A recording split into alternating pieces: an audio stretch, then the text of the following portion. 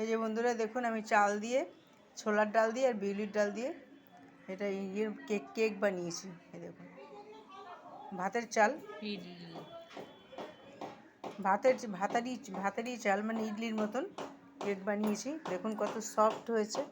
এই যে করার সময় দেখাইনি, কিন্তু এমনি দারুণ সফট হয়েছে। দেখুন, এই বুঝেছেন, এই দেখুন ফুটু ফুটু হয়েছে পুরো।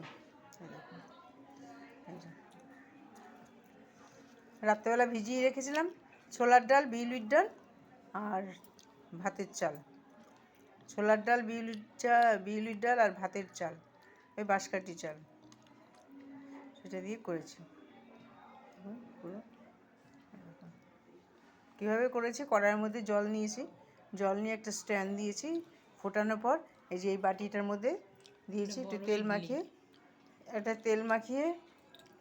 সাদা তেল মাখিয়ে কোনো ব্যাটারটা দিয়ে দিয়েছি, একটু ইনো দিয়েছি, ইনো মিশিয়ে আধ ঘন্টার মতন রেখে দিয়েছি, অল্প ইনো মিশিয়ে আধ ঘন্টার মতন রেখে দিয়েছি। এই বাটিটার মধ্যে করেছি, যে দেখুন, বুঝছেন, পুরো কেকের মতন। এখন এই যে চাটনি করেছি,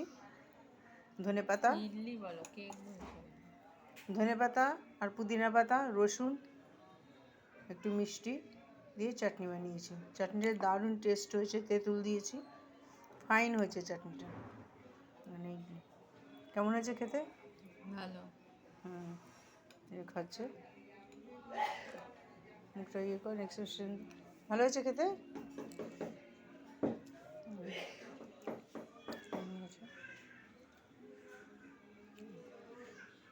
খুব সুন্দর হয়েছে না ইডলি? দেখুন ইডলি কাম কেক দুটোই।